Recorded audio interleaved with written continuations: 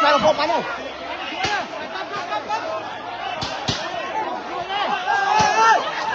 Một bánh ơi. Thôi.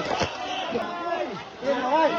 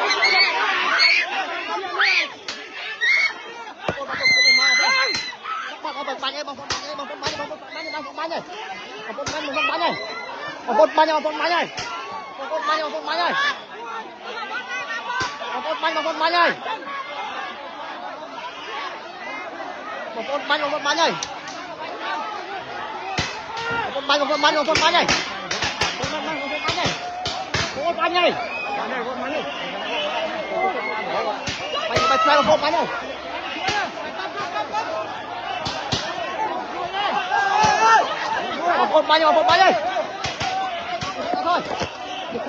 Bật lên.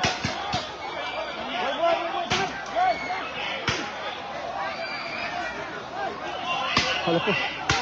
Ôi.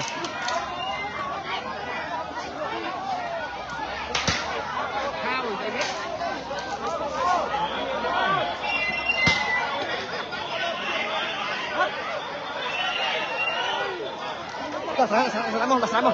Nhọc chuyện. Đòn đi về. Nhọc chuyện. Lên nhọc. Nó này. Có rồi.